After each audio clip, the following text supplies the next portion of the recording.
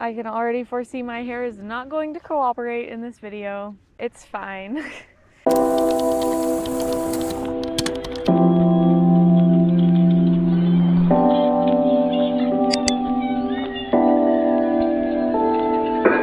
Can you still hear me? Anyway, I'm pretty proud of my little microphones. Welcome back to the channel. Today I'm doing my first ever sit down video with my new little microphone. It seems to capture audio really well, so hopefully the audio is more crispy in this than it has been before. Today we're going to be doing a just sit down cozy little recent reads video because we're already in April. And so I haven't talked at all about the books that I read in January, February, or March, which were some of the craziest months of my life. But I did read some good books. So we're going to be talking about those today. I have 8 books that I'm going to be talking to you guys about today. 3 of them, only 3 of them, I don't want to talk about it. Only 3 of them were physical books. The rest were either audiobooks or Kindle books. We're not going to talk about that. Back in January, this was like end of December, early January, the very first book that I read was The Teller of Small Fortunes by Julie Leong. So our main character, Teo, is a bit of a loner. She really doesn't have any friends. She doesn't really attach herself to anybody in any kind of sentimental way, and she very much is just experiencing life on her own. As the book unfolds, we find out that it's because she's kind of running from her past, running from something in her past. Throughout this book, she meets this whole cast of super lovable side characters who end up becoming like her best support system, and she becomes their best support system.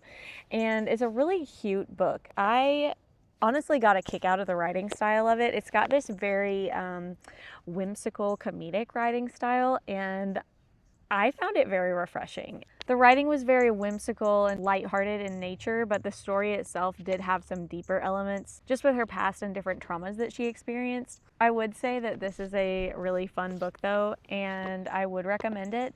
I will say as far as content, it's got, I think it might have a few curse words in it. If it does, like, they weren't major enough to make me have any flags go up. And then it also does have magic in it, just different levels of magic. The magic that she operates in and is comfortable operating in is very like low level magic, but there are like different levels to the magic in this world. And so there are like sorcerers and stuff like that. So anyway, things to be aware of, but I thought it was really, really cute, and I'm happy that I picked it up. The second book that I'm going to be talking about today is The Stolen Heir by Holly Black. And if you know me, you know that I love Holly Black's original trilogy in the Elfhame world, which is The Cruel Prince, The Wicked King, and The Queen of Nothing. And this book is kind of a continuation. It's like a 4th book in that trilogy, but it's kind of following different characters. So you're following Oak, who is the little brother of the main character in the original trilogy, if that makes sense. So you're following Oak and Ren is also briefly mentioned in that original trilogy. She is a side character from the Court of Teeth. Brutal court, okay? Like, this book had some brutal things in it. I was a little bit shocked by some of the brutality. Someone's tongue is cut out in graphic detail. So be aware of that.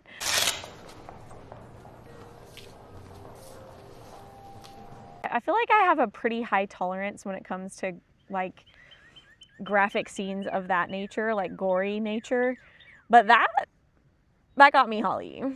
That got me. However, I love Holly Black's writing, and I love her world building and just the world of Elfhame in general. It is so whimsical. And would I survive there? No, definitely not. I love reading about it because it's super fun. It just takes you out of this world and takes you into that world. And that's what I want out of a fantasy book. But basically you're following Ren, who is a child of the Court of Teeth. And her parents, terrible people, okay? And so she runs away and she ends up becoming adopted by someone in the human world. And years later, she's hunted down and she ends up running away from that family because she's trying to protect them. And so then the people of Elfhame, the creatures of the Court of Teeth, they end up catching up with her and they're threatening her life. But she has this childhood friend named Oak, who is a prince of Elfhame, Jude's little brother. He was like 7 or 8 in the original trilogy. In this one, he's like 17 or 18. As per like Elfhame Holly Black style, the characters are not like fully communicating their situations to each other.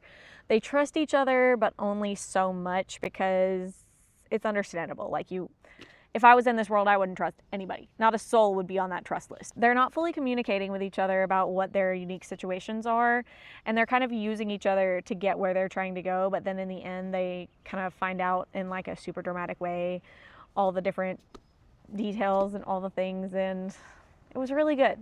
And I do plan on reading the last one, which is The Prisoner's Throne, I believe. So I will be reading that one. That's the last one in this series.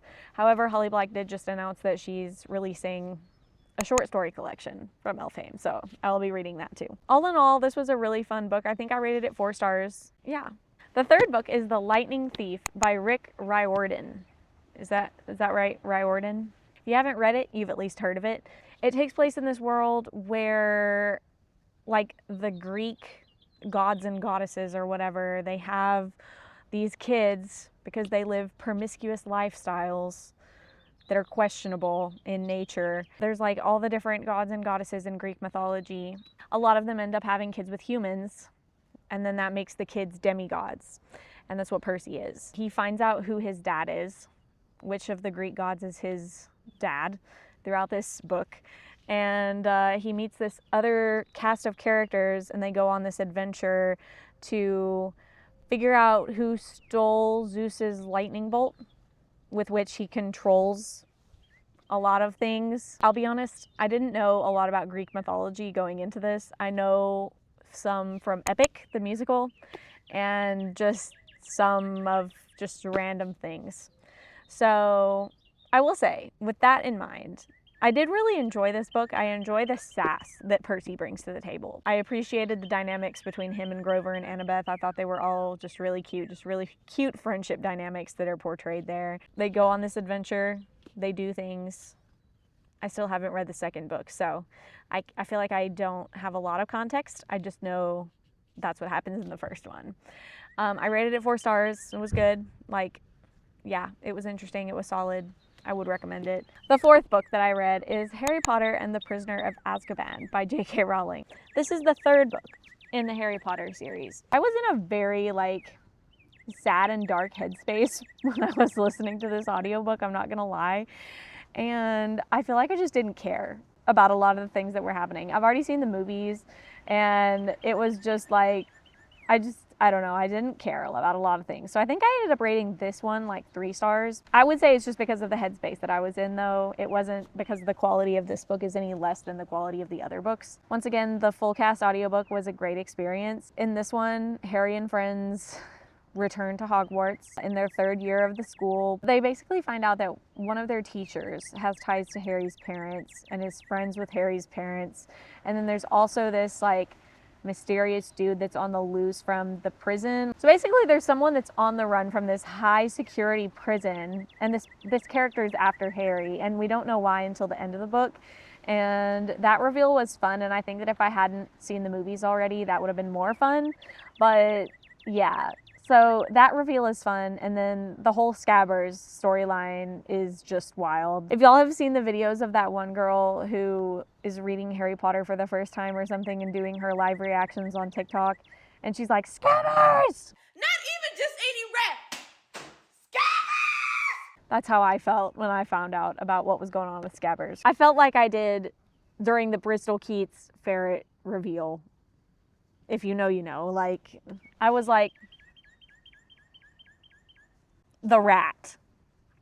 All this time it's been the rat. I rated it 3 stars, but like I said again, I think that was because of the headspace that I was in, not because of the quality of the book itself. I think it is on par with the others. So anyway, that's just my rating where I was at the time. The 5th book that I read is Try Softer by Aundi Kolber. So this book is written by a Christian therapist, and she ties just the way that your mind works and the way that science has proven that your mind works and creates all these pathways depending on how you think to the Word of God. And it was really neat and very needed. A lot of it was very needed, and she has really good just real life practices that you can implement into your life on a daily basis. And I found it very helpful and very reassuring that you know, this is just a season, and that I can kind of rewire the way that my brain processes bad things that happen. At the end of the day, knowing that God has a plan and a purpose in everything is very reassuring. And so she's really great at just tying those three things all together and presenting it to you in a very understandable way. It was really good. I would recommend it to anybody, especially if you're interested in the world of mental health and how that ties into biblical principles and Christianity. The sixth book that I read is one that I've been reading for a few months now, actually, and that is Technicolor Woman by Courtney Smallbone. You guys know of the band For King and Country with Joel and Luke Smallbone? Courtney is Luke Smallbone's wife. This book I got towards the end of last year, I want to say, back when she first came out with it. And it has gotten me through some really tough seasons in life, and it feels like God has really used it to speak to me for the season of life that I'm in. Like, for instance, at the end of last year, I was going through a really just hard process with people in my life, and multiple times I would sit down and do a devotion and read one of the passages from this book, and it was just like describing my situation perfectly and describing how I was feeling perfectly. And then I just really felt God speak to me through some of these passages. I remember that the chapter called Super Bloom. Super Bloom is a really good chapter. It's on page 31. Pearls of Pressure. That was the one that I was just referring to initially. Pearls of Pressure is on page 119, and it is really, really good. And it really met me where I was at. And I was like, okay, God, okay, I hear you. The other one that I think was very impactful to me was a chapter called Burn the Idols. And it's on page 159, it looks like. But those three in particular really stood out to me, the last two in particular. Burn the Idols is about how even good things that God put in our lives can turn into idols if we're not super watchful to keep them lower on the priority list than God. God should always be the number one priority, and if you have something in your life, or a talent even that He's given you, that He's gifted to you, and you're not using that for His glory, and you're not keeping Him in the number one priority in your life, that means that thing, that talent, that passion can easily turn into an idol. And so that chapter is about burning the idols, and it really stood out to me because I'm like, wow, okay. And once again, I was like, okay, God, okay, I hear you, loud and clear. I feel like this is one of the most impactful Christian books that I have read in a few years now. So I would very much highly recommend this. It is kind of in a devotional style. It's a 31-day journey into the identity of women and living life in full color. And yeah, it was really good. It obviously took me longer than 31 days. But, you know, I did finish it, and it did really impact me, and I would highly recommend it. The seventh book on this list is Rapunzel's Gambit by Mary Mecham. I saw pretty much everyone on Christian BookTube read this and rate it very highly. I mean, literally everyone. And I was like, I feel like I'm really missing out on something here. I had ordered this back when it first came out. I just hadn't read it. It's a signed copy and everything. I actually did read a lot of this on Kindle, despite having the physical copy, because if you know me, I'm really brutal on my paperback books, and I didn't want to beat it up. And it was free on Kindle Unlimited, and I have Kindle Unlimited, so I read most of it on there. So basically, Rapunzel's dad is not the best guy, okay? And she acknowledges that, and she acknowledges the ways that she is kind of like him in some ways, but she also acknowledges that she wants to be different, and she wants to change, and she wants to be a better leader than he has been. She's a very, very mischievous character. She ends up coming up with this plot because her dad wants her to get married. Classic princess predicament. Her dad wants her to get married for the good of the kingdom, and so she ends up coming up with this mischievous way to kind of skirt around it, but also give back to her people at the same time. And it was delightful. Some of the lines in here, just be prepared if you read this, because some of the lines in here are so cheesy. Like,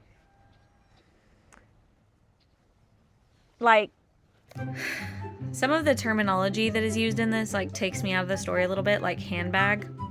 Why are we using handbags? We've got this scene right here being a prime example of like why she's kind of annoying, because she's like, is this what every woman felt like when she was being rescued?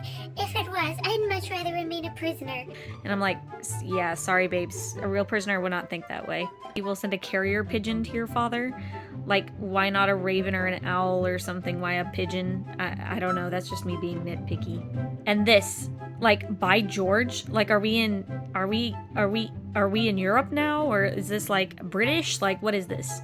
By George, Pollux. I was under the assumption that this was a fantasy world, not a European country world. You know what I mean? This?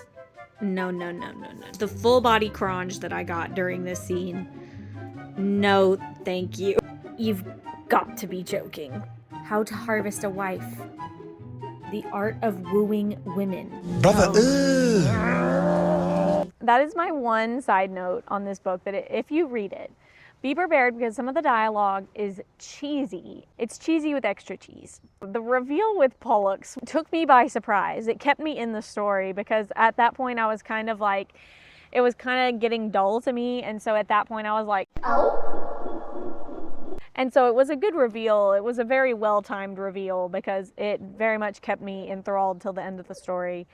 But also, some of it is just so ridiculous. Okay, let's be honest. Some of it is just so out there. Just some of the dialogue and some of the cheesiness of the conversations took me out of it a little bit. I'm not gonna lie. I don't remember what I rated it. I think it was like 3.75, 4, something like that. I don't know. Anyway, it was fun. I would recommend it. The last book that I'm going to be telling you guys about today is Harry Potter and the Goblet of Fire by J.K. Rowling. I was in a much better headspace when I was listening to the majority of this book, so I'll go ahead and let you know that. This was really fun because we actually got some higher stakes. I feel like in the previous books, just with the age of the characters being like 11, 12, 13, 14, the stakes have been pretty low, but in this one I believe they're supposed to be 15, and the stakes definitely go up. They start getting higher, like a main side character dies type of like consequences to their actions. I like that kind of stuff. Like, if we're gonna be having serious topics, let's have serious consequences. That's what I say. emotional damage. In this book, Harry ends up entered into this Triwizard Tournament, which basically is a series of 3 different challenges that only the last year students, like 18-year-olds, are supposed to be able to participate in. But plot twist, somebody entered his name against his will, and he has to compete now too. They're like, yeah, too bad, you're competing anyway. And he's like, great. He ends up competing in this series of events along with all of the other things that are happening in his school career. And there's a lot at this point. Like, there's a lot going on in their schooling career. And the teachers, Hogwarts do be hiring some of the most unhinged people. Let's just acknowledge that for a moment. I'm just thinking of Mad-Eye Moody and all the... He turned a student into a ferret as a form of punishment and threw the ferret up in the air and let the ferret hit the ground and hurt itself. Albeit it was a student that none of us like, and it was a bully student, someone who bullies Harry all the time, and his dad is also like in league with the Dark Lord. So, you know, I'm like, I kind of understand.